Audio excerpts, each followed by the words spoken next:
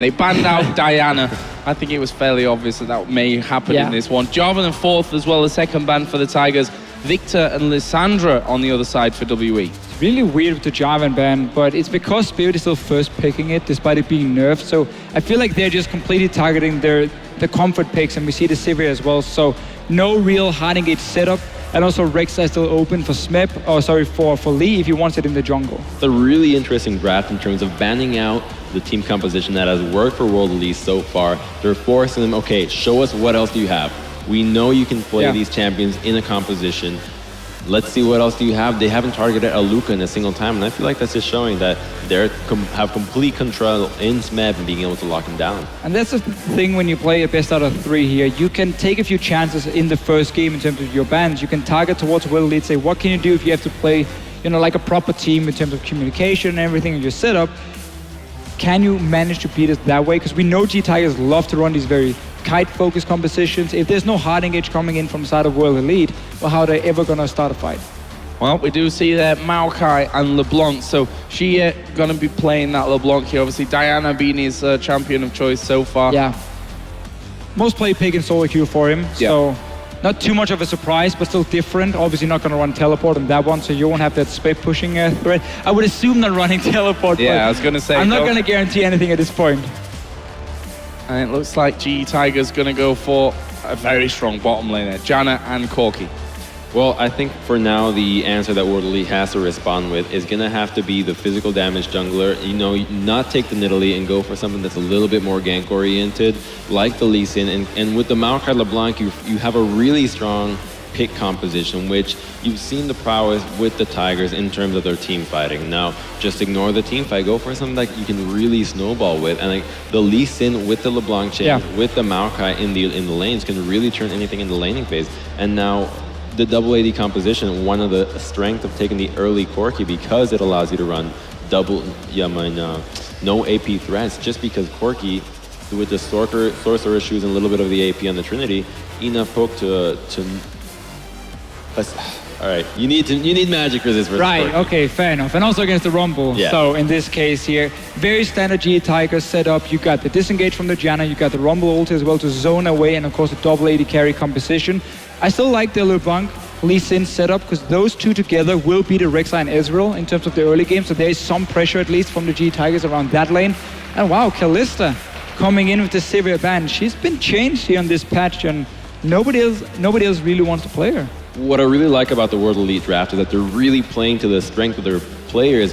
All of them incredible solo queue talent, and you're picking 3 really high skill cap champions, LeBlanc, Lee Sin, Kalista. They're really going to be, like, these 3 champions can be completely different in the hands of great players. I do hate Kalista though in this setup, because you need to continue to auto attack over the entire fight. And against a kite composition, they're literally just going to run away from you and not allow you to get enough stacks. So let's see how it works. Yeah, the comps are locked in. We're going to be on the rift of the GE Tigers versus WE Game 1 right after this.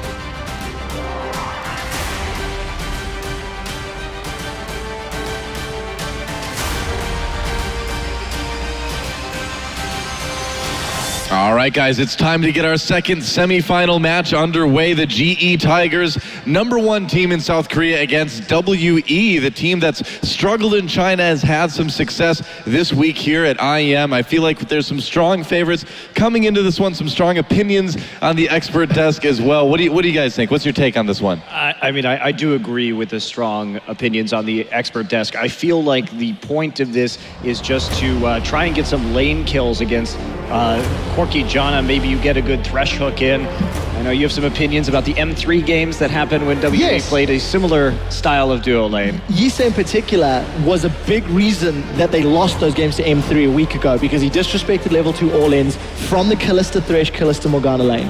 It'll be interesting to see how he synergizes with Mystic, of course, because Mystic is now the substitute AD carry. The main thing I'm a little nervous for this team is how do they plan on controlling the mid game? GE Tigers are incredible at playing the map, incredible at playing around weakness, and I don't expect them to give up lane kills.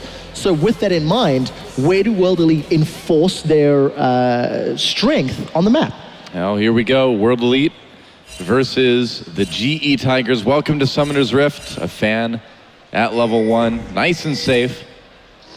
And a lot of pressure on WE. Obviously, they know how favored GE are. GE, I mean, you saw these guys backstage. They did not look nervous at all. And They we'll got see. better dance moves than I do, Doa. They do that. That was some pretty smooth stuff from Prey, especially, I thought. Yeah, it should be. Well, we'll see how interesting of a matchup it is. I think that GE, this is just them going to be playing their game, going for those mid-game groupings, and I don't think WE is going to have a terrific time engaging on them. Kuro. Yeah, well, you got to wonder too. I mean, with GE, just how if they approach it too casually. You know, we've seen in Korea on OGN what happens when GE doesn't really respect their opponents. We've seen series get a little bit sloppy by them in the past. I'd like to think they won't do that here. They haven't this week. They haven't done it yesterday. They may be going into this one with a lot of confidence, but they got to keep it serious. Yeah. The one thing they've got to be careful of is just getting caught by those hooks. Okay. If any chains get hooked at all, it's going to be problems. But the defense of the Raptor Cap. So right there was only 2 saplings, so LeBlanc is actually going to take the little Raptors and then go to lane for an XP advantage. So we've seen some of the Korean teams do that with Maokai and Ari, SK Telecom pulling that one off. So they want to get this mid lane rolling early for Xia and see what they can do. So that's an interesting trick that you can do for your mid laner or a Maokai player. Yeah. They really need Xia to get a nice little edge in lane early on too. I mean, you and I, we were all talking about it before the game started, and WE really needs to make plays in lane early on. Well, I think that's really the only hope here, because at this stage in their development, it would be pretty unusual for them to be able to unseat a team of the caliber of the GE Tigers in terms of team fighting, synergy, team play, of course, rotation. So that's really where they have to get the edge in this game. Spirit with the actual early grab take right here. I think it's going to be difficult for World Elite because of even in the games that they won earlier today, didn't work in their favor. Smeb's got flash though. Spear coming in, Smeb, he's probably going to have to just walk casually out of there. Yep, not even needing to use that flash. Ruby Crystal helping keep that HP healthy. I think he was expecting to be under pressure, as you can imagine with Spirit going Lee Sin. Yeah, you're playing against Spirit. Of course you're going to be under a lot of pressure early on.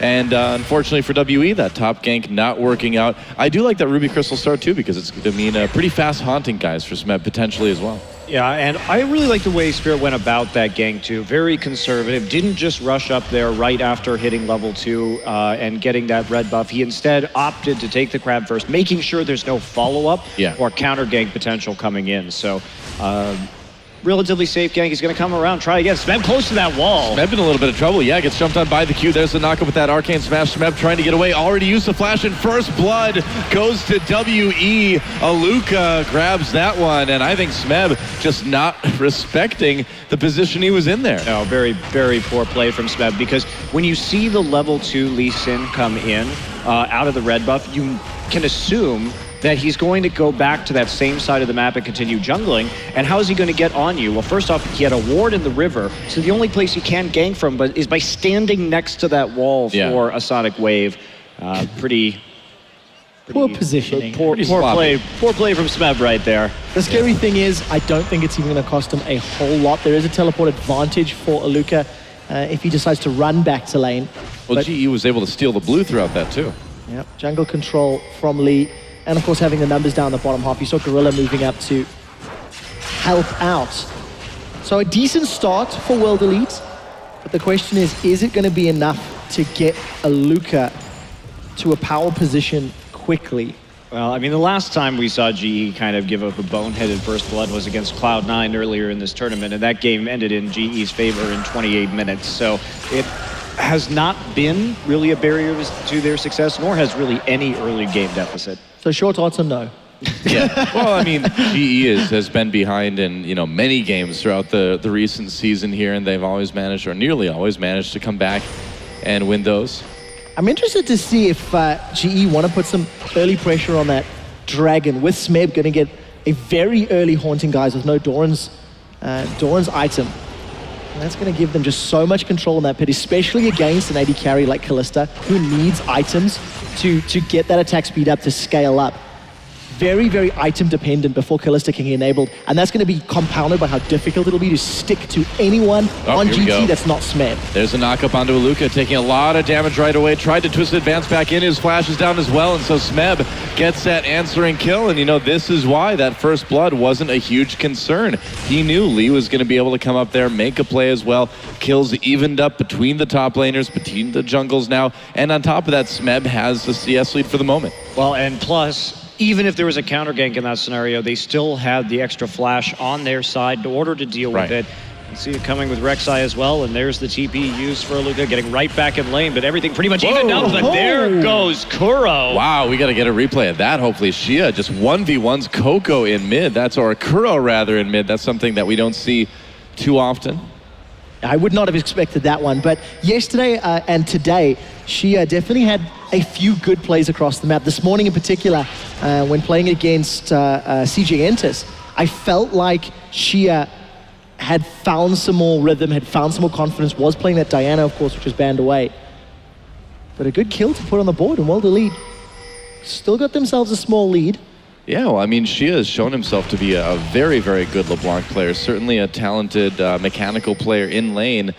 And it helps. It helps to get that solo kill against Kuro, even if you are... Okay, here's that replay. Let's see how this worked out. Well, basically just got blown up. Yeah, didn't even have to really get the rest of the chains right there. Spirit also looking for a cleanup, but just a very clean kill. And something else to highlight about that, the fact that Shia was running Flash Ignite, we've not seen him play super aggressive in lane because he's been running Flash Teleport all three previous games. Yeah, so this is the first time that we've seen him really go, crazy aggressive, and it may have caught GE Tigers off guard because he's not run that aggressive summoner. Yeah, quite true. I mean, this Ezreal will have a little bit of time to sort of build things up. I think Lee actually, he just got that Rift Sculler, just walked up and smited it away from Spirit. Yeah, Spirit no smite off cooldown in order to make that play. And the punishment continues right here. That's 50% of Spirit's HP bar down right now. This is going to force Lee to stick around the mid lane too. Looks like we might have some action in bot as Prey has to Valk over the wall to make it out. A little bit of a dangerous move there, but... I like the way she is playing this LeBlanc. Yes, it's all the pressure's on him anyway, so he should be playing aggressively and should be trying to poke down Kuro, but it's something that can work in World Elite's favor. And we were touching on the team comp and how GE Tigers are going to be able to kite around. If Aluka is able to lock somebody down, and Shia, with the current mobility and damage that he's demonstrated, can remove one of those AD carry threats, that could be a window into this matchup for World Elite. Yeah, and there are exploitable champions in terms of burst here as well. But there we go, Xia going in again. Yep, Kuro taking another big chunk of health off his life bar, and wow. I mean, it's going to take a while for this Ezreal to power up, that's for sure. Prey needs to be very careful because there are two members of WE hiding that brush. Here we go, Mystic with the ultimate on Kalista. Oh, Death Sentence misses though for Yusa. And Prey gets away without any issues. Tried to make a play on the Prey when he was alone in that bot lane, but... Good trade though. Flash burn from Prey in exchange for that Fate's Call, so... Yeah, it wasn't bad at all. Yeah, and with the Gorilla roam into the mid lane, you can see how the GE Tigers are playing around Kuro's disadvantage though. They always have somebody kind of backing him up in the mid lane right now. Should there be any further all-in attempts from LeBlanc, Gorilla there to protect him with the shield on the last one. Lee trying to snowball Smeb up in this top side. And the interesting thing, though, is even though she is the one that's been jumping on Kuro, it's not resulted into any noticeable CS step lead. It's one minion wave, and she has jumped onto Kuro's Ezreal at every single opportunity. So it's not hurting Kuro yet, and World Elite going to have a numbers advantage for an early dragon here. Yeah, it looks like they're going to go for it here. I mean, Lee coming in, he throws down the ward. Will he let it go? Will he try to steal it? Just lets that one go to WE. And, it is that first dragon early on, not the biggest deal. Meanwhile, Smeb going on to Aluka in the top lane, forcing that alt out of Maokai. That's a hard sentence to say. Alt out of Maokai. Say that 5 times fast. Either way, WE walks away with the dragon, getting that early buff. And we'll see how GE wants to respond. Just kind of playing this one really passive. And WE is legitimately playing the map quite well right now in terms of using the fact that Gorilla has been out of lane, that they have the pressure in the mid and bottom side to take that uncontested dragon. It's not the biggest victory in the world, but they're doing what they can, and they do have an advantage early in this game. Yeah, like the guys at the desk, expert desk were saying, early game is where it's really going to matter for World Elite. But one thing I do want to highlight, Kuro with an early Vamp Scepter is very non-traditional on that mid Ezreal. And I think he's feeling the pinch from all of that damage that she is putting down. Yeah, it's going to delay his power spike significantly as well. Of course, let's see if he goes for the Manamune next, or what his decision will be if he wants a little bit more tankiness and mobility from that phase. Lee getting caught out a little bit, all alone in the topside jungle. Yeah, Luca's able to chase him for a while, and it looks like Shia's coming up from the mid lane. True Shot Barrage fired up to try to add some support for Lee, but he'll be fine either way, gets away. And meanwhile, Kuro getting a little bit more time to farm, still a little bit behind in CS. See, it feels like every single time we look at this middle lane, Shia is using W to jump on top of Kuro. Oh, yeah. Over and over. Small lead, but Smeb, they're looking for Aluka now. Speaking of jumps, they try to make a play onto Aluka there, but too close to the turret. He had his flash up again, so no successful gank there for WE, or for GE Tigers, rather. Oh, the recall stopped, though, by Aluka for the moment. Interesting choice of place to try to recall for Lee there. And, I'm curious as to Smeb's build right here, because he looks like he's going for Liandry's first, which, he has Could the Maokai. Yeah, okay, fair Could enough. be Hourglass. Fair enough. You don't need the armor against Maokai, Yeah, fair so enough. it would save you, get the additional AP as opposed to going cloth, but it could also be another Haunting Guise for Liandry, so time will tell. Yeah, I'm just curious, because I don't think Liandry's is necessarily the best first buy, especially when he's already winning this lane at this point up against Aluka. And Prey and Gorilla continue to play defensive under the turret, and here we go. This may be the first major attempt at this game. There's the True Shot Barrage. Will clear out the minion wave. And Shia may be behind enemy lines. Lee is already here. Yeah, she is in a little bit of trouble here. He already used that distortion. Looks like they're going to scout him out with the scrying orb again, and just not exactly sure where the members of WE are, so they'll let him go. Bloodthirster first onto Mystic. I'm really not the biggest fan of this build onto Kalista, because you do hit a lull in the mid game, and what you have to remember about GE's composition is that they are going to spike really hard in the mid game, and Mystic just isn't going to have any wave clear, and he's not going to have any damage for a really long time. So we're already looking at a composition. Uh-oh, here we go. Lee trying to go in for the counter gank. Xia getting knocked up, use that Chilling Smite as well, but it looks like he'll be able to get away so hard to make a play onto that LeBlanc.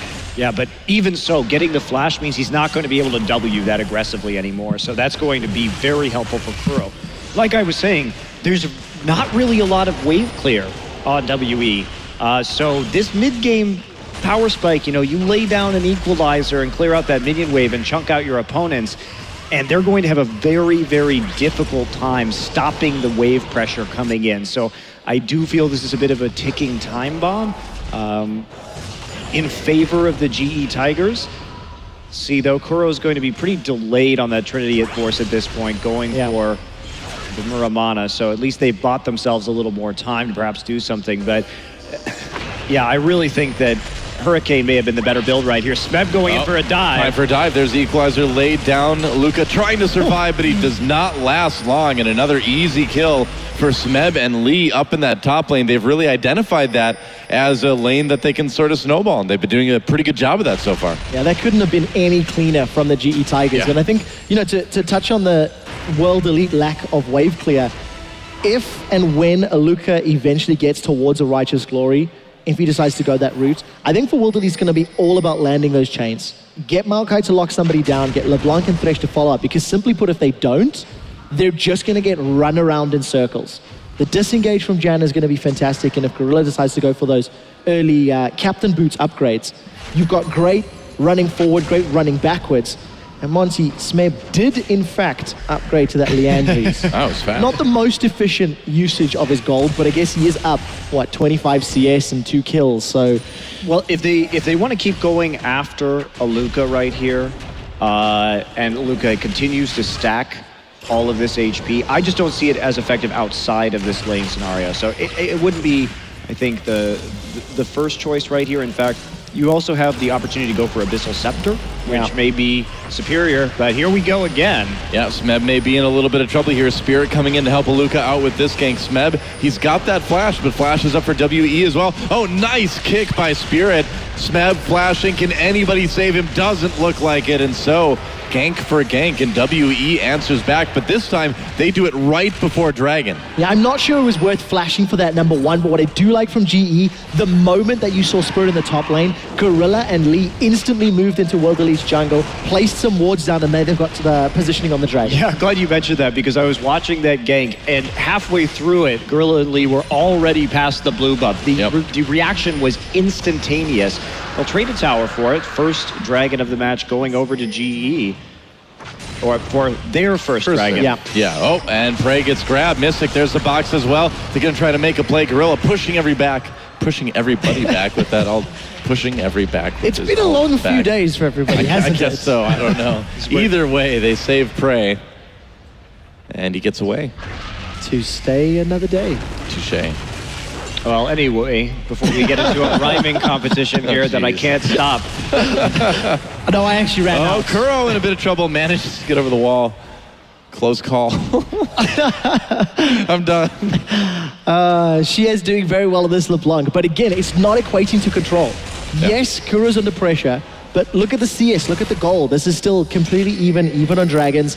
There's a small kill advantage for World Elite, but it just doesn't feel like GE have hit the items they need to decide to group and push the towers down. So as long as this game continues to be in this sort of stagnant equality, so to speak, GE are going to be happy with it. They bought time for Kuro, who's already behind in his build, very far behind, in fact, thanks to early Lucidity boots and Vamp Scepter. Yeah, but he's not going to mind. He really just needs that for extra wave clear, I think. If you're GE, you have to be so confident in your late game play. Missed hook. Ooh, man, that was close. On to Gorilla right there with no Monsoon. That may have been a harder situation to get out of, but in the end, they'll still pink ward it up, clear out the vision. And the other thing here as well, World Elite have not been particularly proactive. Spirits had 1 or 2 odd ganks in the top lane. Bottom lane's just been straight up farming. We've not seen any teleport plays. For the team comp that World Elite has, they really, really need to get themselves some item advantages more than the simple 1,000 gold that they've got accrued. Yeah, I totally agree with you. And yes, Gorilla in a little bit of trouble, gets grabbed by Shia. Whoa. Just instantly blown up already. Yeah, the damage getting a little bit scary right off the bat on that LeBlanc, but Gorilla, sometimes it's the dangers of warding, Sometimes you get in there and you just get killed. I mean, I think GE has been playing pretty sloppily so far this game. Yeah. They have gone with a lot of comfort picks. They're going to try and push down this top lane, get another outer turret down in their favor, but no one left to defend the bottom side. And Mystic will take that one as well. So trading objectives pretty evenly right here. But look, middle lane though. Yeah, with WE, and there we go. True Shot Barrage comes over the top. It looks like it'll stand just a bit longer right there with the help of the Eye of the Storm. Yeah, the Janus Shield helping out quite a bit there, actually, and keeping that mid lane turret alive. WE is just going to rotate right into the enemy jungle, though, and see what they can take. Oh, this looks like a crafty gank for WE, but I don't think they're going to find anybody. I have to be honest, this LeBlanc pick is impressing me and has continued to surprise me. Shia is really, really stepping up, and I don't know why they didn't play it sooner. If Shia can play this well in the later team fights and get rid of a damage threat, that's another way for World Elite to get in. Equalizes the lockdown. He got saved by Mystic, though, using that Fate's Call to bring in the support. Yusa. This is one of the reasons why it's so difficult to snowball against the GE Tigers, is that they're always in the right lane to back up whoever is getting low. They've been trying to protect Kuro for most of this game. It's been working in the fact that he has been at least going pretty even in farm. And, you know, if the lanes are pushed back like that, it opens up time for Smeb. So it's all about those map movements, all about protecting the members who are behind and giving them that leg back up again to get them into the right power spike where they need to be. Well, yeah, that's it. I mean, the adaptability for GE Tigers that we've seen, you know, all season in Korea is kind of going to probably show itself here too. You know, they're able to support each other, change what they're doing, and make sure nobody gets too far behind. What I love about GE Tigers at the moment is all the defensive wards in and around the entries to their jungle around the mid lane. Because of all of the focus and the pressure that she has had, and the fact that you don't want Kuro to fall further and further behind, they've got that information to work with. If Shears and World Elite are able to get some vision, control, and you can remove Gorilla before a monsoon, before those Howling Gales go out, a lot of that kiting power to the GE Tigers team composition can get eliminated just by a strong flank or strong positioning. So there's a lot of pressure on Shia to get Gorilla by surprise. Yeah, absolutely. And they must control the LeBlanc at this point. Of course, still able to convincingly eliminate champions if given the opportunity, especially considering how well she has been doing in the laning phase. And well, they're going to spot him with a ward right there. He's going to come over the wall, though. A little bit of damage onto Kuro. Looks like that ward is a goner now. But again, you know, Kuro just kind of staying safe. Oh, maybe not so much. Gets kicked right into WE. I had to say he was staying safe, didn't I? Gotta curse him. Not very safe right there. They can drop Equalizer if they want to, but it looks like they're not going to make that decision. Instead, playing defensively, allowing that turtle tower to fall. And, you know, this is a pretty dangerous lead that WE has right now.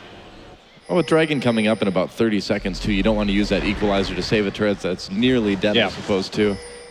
So it does hint that they do actually want to make a play here around the Dragon, but otherwise WE having some pretty convincing outplays across the board right now. Great initiation from Spirit and really good setup to continue. This would not be the best recall timing, though, as Dragon is up in 10 seconds. Do you think this is a little bit too risky?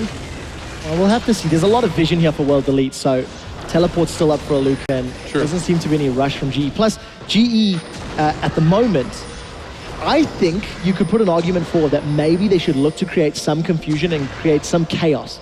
World Elite is a team with substitutes, is a team with new players on the roster, and we saw yesterday in the chaotic, all over the place fights, bad decisions were made. He got grabbed in a little bit of trouble. He manages to get out. There's a nice knock-up from that Whirlwind. Box popped at a little bit of an odd time for Yusa. I think he was trying to keep Lee in there, but it didn't end up working out. But with that cooldown down, this Dragon may just go to the GE Tigers. We'll see if WE can do anything about it. And the answer, I think, will be no, Doa. Yeah, I think you're right. Nobody's committing. Vengeful Maelstrom wasn't available there. World Elite, despite having all of the vision, actually did get punished by that back timing. They weren't in range to defend their wards and defend their position on the map. Yeah, you have to be able to defend those wards. And so going back, GE a little bit gun-shy about moving into that Dragon in the first place because they didn't know the situation. In fact, wanted to get Prey red. There's a hook onto Smeb. I don't know if you want to hook him. Well, we'll find out. Mystic really low. There's the Equalizer dropped already. Smeb getting into the back lines. There's one kill for him, one kill for Prey. And Spirit getting taken out. Here comes a Luca. Yep. Sky, Luca coming in from behind. Well, immediately knock up on Shia. Luca trying to get the back lines against Smeb. In a lot of trouble. Issa doing what he can. Luca just running for his life now. Yet another knock up from Lee. Yet another kill for GE Tigers. They get the turret as well. Shia coming in. Can he get Prey? So close. Kuro manages to get that kill, though. A double kill, meanwhile, for Lee, and that is an ace at 23 minutes here for the GE Tigers, and this is what you expect for the Tigers. They wait, they play it carefully, and then when the time is right, they strike, and they make plays like that. You mean they pounce? They pounce, that's right. Tigers, you know, I mean, Udyr would say a tiger strikes sometimes, I would say. The thing I love about that is GE Tigers just instantly punish World Elite for being split up. Yeah. Very, very aggressive. It was World Elite that landed the death sentence and instantly regretted that decision. And GE just committed. They threw everything they had at World Elite, got themselves the ace and the tower. And yeah, exactly. And the tower was low enough as well that they felt comfortable. It only took a couple more autos in order to take it down in the end, and they followed through beautifully. And this is where the GE Tigers really shined. You'll notice right before that we did see the Muramana complete for Kuro, so he's starting to do a lot of damage. He did clean up Shia at the end of that fight. And this is Oh, Mystic. I have a premonition that you may be about to die. Yep. Goodbye. Oh, you can take the new Prophet I was logo Mystic there, wasn't I, guys? And that's so unfortunate because you actually saw the vision there from World Elite. You can see in the river, just not in the bush. And Mystic a bit meh. Yeah, they're covering their entrances though, but that's why you can't walk up that far. He just went like, what the unit is the Timo, like 5 Timos too far up the river, right there. He didn't respect the dude potential of that brush as well. Could have been higher even number of Garens in that brush. The thing I do like about Mystic's build with that Bloodthirster, and now that he's got the Phantom Dancer, he has basically just been enabled all of that attack damage. It's a little different to what we've been seeing out of European Callistas who like to build the Blade of the Rune King, but we'll touch on that in a second because GE Tigers are grouped up and she comes so in. low. Prey just picks him off. Yeah, he went in at about half health. Interesting decision there. Lee, meanwhile, zoning out Spirit. It's a jungle battle as the turret is destroyed by Kuro and the rest of the GE Tigers. And now 4 turrets to 3. Keep in mind, guys, not too long ago, the GE Tigers were 4K gold down. Now they're 3K gold up again. The swing has been... Against a team with no wave clear. Yeah, the swing has been insane. I mean, what are they going to use? A sapling? Or let Shia jump in with distortion and then all of a sudden get popped by the poke like we just saw? Killed by Prey again, yeah. And, you know, then you have to be in a difficult decision, too, if you're going to try and use that ult for distortion to clear out the rest of the wave. It's very problematic. So GE looking a bit shaky early, a bit sloppy early, and WE able to capitalize through good individual outplays. But, you know, when it comes down to the teamwork in this game, this is where GE, the Tigers, really shine. You know, they have great players, but when we think of the GE Tigers, sure, I think Prey and Smeb are probably and Gorilla probably ultra elite at their positions. But Kuro normally is just a defensive mid laner. He's not known for getting flashy solo kills like a player like Faker is. Right. So it's just, they have a different strength. And it generally isn't the laning phase. They can hold their own, as they did with Farm, but then they just come back as a group. Yeah, you see where World Elite are at the moment. It's the same page 1 playbook. Wait in the bush with pink ward. Yep. If no one, waits longer. They waited a long time, but Prey was not going to bite on anything there. I still think if World Elite can get some vision down, they have the tools to make picks, but the key is getting vision control. And at the moment, they're just being pushed too far back and taking way too much poke. Prey going way deep onto Mystic, doing a ton of damage to him as well. And right now, it just seems like WE, whenever we see them on the screen, they're running away. I'm really actually quite surprised by Prey's build in this game because I think Bloodthirster would have definitely been better than his Cutlass into Last Whisper. There is some armor, obviously, coming in, but at the same time, you at least get a little bit more protection from the LeBlanc that can blow you up. So that's a bit cocky in my mind to be going for that item at this stage in the game, considering that LeBlanc is the main threat so far and the one who did very well in the laning phase. I can agree with that. So the one thing is, though, GE had such a massive swing in gold. Those, you know, Doa, you alluded to it, the towers, the kills, the ace, the dragon. Yeah. I think they got mid-tower previously just before that as well. Just such a big swing for GE. There was a lot. Had a lot of money to spend. Why not spend it on the Last Whisper? And yeah, 25 seconds till the next dragon. Looks like GE will be there to grab that. Scuttler going their way right in advance, and yeah, WE, they want to try to stop this, but we'll see if they can. Already Prey loading the damage on with those rockets. Spirit losing about a fourth of his health. Lots of wards. Near dragon. But look, it's all defensive for World Elite. GE are so comfortable. They can see all the way down the river. World Elite, the only way that they could surprise GE would be to run around through the blue buff area. And I want to contrast this with the last game that we saw actually win the Flash Wolves could have had an opportunity with a double AD comp. This is how you get in there and play it properly. You want the position in the river and to clog the chokes in this situation, thereby landing as much poke as possible, and that's what we're seeing here. Yep. Again, there is good engage from World Elite, just like TSM had, but that is the proper way to play it. And the added threat of an equalizer. Yep, it's even worse in this case. If World Elite want to try get into the river from one of those choke points, you have to go through that equalizer, which is going to be terrifying. Yep, another dragon for the GE Tigers, though, and that will bring them up to, I believe, 3? Yeah, 3 right now for the GE Tigers. That's starting to be a little bit threatening as we're only about 30 minutes into the game at the moment. WE got the first one. All GE from here on out. Yeah, Kuro and Prey are completely enabled. We haven't seen Prey spend money in a little while. Does have about 1,300 to go back with. But the main thing is the Trinity Force obviously completed there for Kuro for a little while. He's got himself a lot of CDR. And just look at the sieging power. GE now, they're grouping up. They're just saying, they're daring World Elite to fight, I feel. And again, you know, where's the wave clear? Oh, Smeb getting brought in. Looks like we may have a bit of a fight. There's the box. There's the equalizer. Prey on the outside, dealing the damage. Aluka looking for an angle to come in, but he's just not that tanky. Lee being the tank for the GE Tigers at the moment. And it looks like Mystic having to back away. Yep, a kill for Kuro, a turret for Kuro, and GE Tigers continues to sort of steamroll forward. Whoa, Shia comes in with the kill onto Gorilla, but he's going to actually, barely not live as Kuro's able to get the kill on both him and he's, meanwhile, GE going still deeper into the WE base. Mystic getting taken down. A triple kill for Kuro now, and Spirit still fighting it. It might be an ace. GE doesn't need it, though. They can turn around, they can take the turrets, and they can take this inhibitor. And again, you see the teamwork from the GE Tigers. A great, great fight. It's amazing to me that the GE Tigers can come out of an early game that was pretty poor, honestly. Yeah. Yep. They made some, at least they got even in farm, but they got a little bit outplayed in the laning phase and turned it into such a decisive and threatening push, constantly taking objectives and using their ability to kite nearly perfectly. And if you look at the way they create threat zones, I mean, I really hope we get a replay of that, because as we Here we go. Oh, I wanted the one before. Well, too bad. Deal with it. Sad panda Monty. She tries to be a little bit cute right here. Kuro's going to go over the wall, figure out which one is the real clone. And that's just a great read right there by Kuro. Yeah. Coming around from the last auto attack. Lee coming in with the E. And just very quickly as well, before that previous fight had even started, Mystic just showed himself in the middle lane to try push those waves out. And as basically within a few seconds of him showing, GE instantly grouped up and pushed with the minion wave top.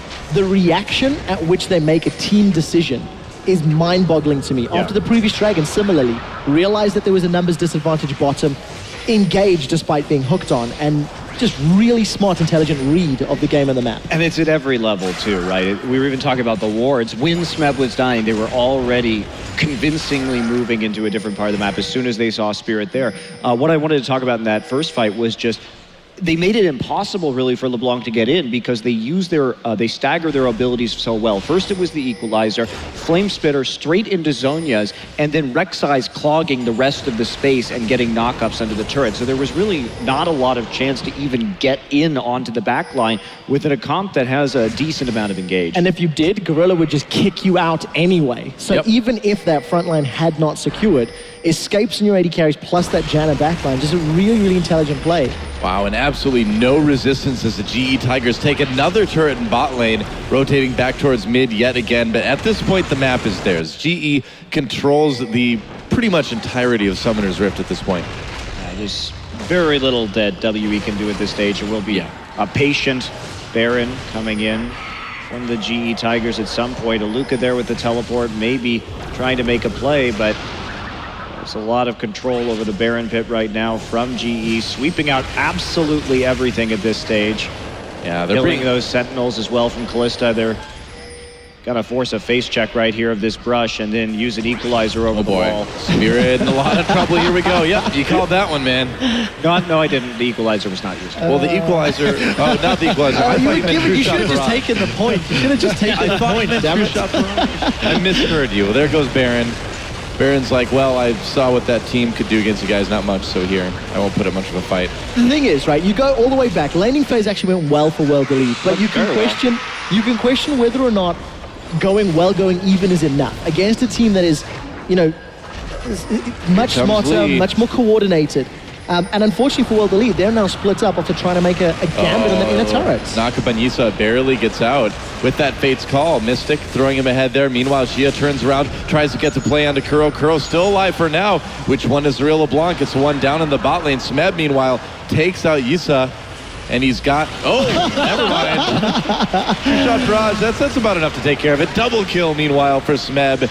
And WE continuing to just not be able to do anything in the face of this GE Tigers team. Aluka just like, peace, I'm not even going to teleport for this. You should not have been in there to begin with. I mean, Kuro just knowing his limits so well, actively trying to duel a LeBlanc on Ezreal. He had the shield from the Bloodthirster, but moving forward extremely aggressively. Now we have GE rolling through the bottom inhibitor. Yep, going to be another inhibitor for the GE Tigers, and they won't be able to end it right here, it looks like. The death timer's still a bit too short, but they could try rotating over to the mid lane. They still have that Baron buff. They're still extremely powerful as a team, and they have a lot of cooldowns right now. Looks like, though, they're just going to back off and take that fourth dragon. So again, this is what we see from GE all the time. You know, even if they get behind early on, they just come back, play methodically, and then once you get to this stage in the game, there's no more mistakes. These guys are just a well-oiled machine. Yeah, and you know, with World Elite, at this point, they should start discussing next game, start talking picks and bans. Their laning phase went well. They did have safe or favorable matchups across the map, which of course plays into their favor. But I think if you're in the World Elite camp, you should be looking at lanes with more kill threat and try to get the lanes working. They spend so much time in a head-to-head. Top v top, mid v mid, and duo v duo. Lee and Spirit showed their faces top lane a couple of times in the early game, but for World Elite they needed a lot more. They needed more impact out of the jungle. And Spirit has just not really had the same impact he once had. Yeah, it's so hard. My words. It's so hard though, like when you have these deep wards going in constantly, when you are getting read by that, I think he did his best to try and get the lanes rolling, and in fact helping to pick out that first blood onto Aluka in the top side. So I mean, it went about as well as you could want actually from WE early on, but this is a team that still really has a lot of work to do in terms of getting its synergy together. They have had a solid and respectable run so far this tournament, despite how new this team is. Right. For a new roster, it's looking pretty good. Yeah, absolutely. And you can definitely see the talent is there, at the very least, on this team. The mechanics are good. Their sense of the laning phase is good. So where do you go from here? It seems like it's going to be hard to go anywhere but up.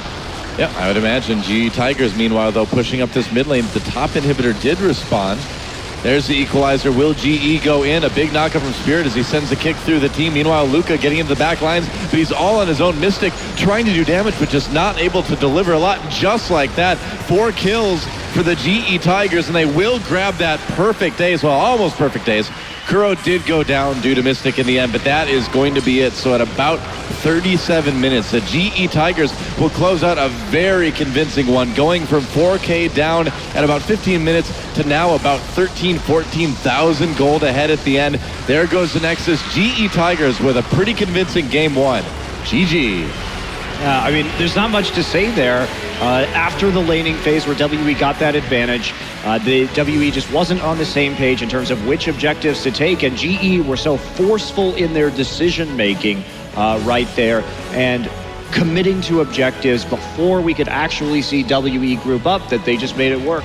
Yeah, absolutely. And I mean, you see WE, the looks on their face at the moment, like, oh, okay, all right, well, we'll see what we can do next game. I saw, Prey kind of chuckling a little bit. It's like, yeah, we were a bit lazy early on. We'll see if they can tighten it up for game number 2, though. And coming into this match, GE has they've had an interesting pick and ban phase so far this tournament. They've been banning, they've been basically pocket banning this entire time, taking away some preferred champions and seeing how deep people's pools go. That's right. Well, let's send it back over to the experts to break down that game. Thank you very much, guys. Decisive victory here in game 1 from the GE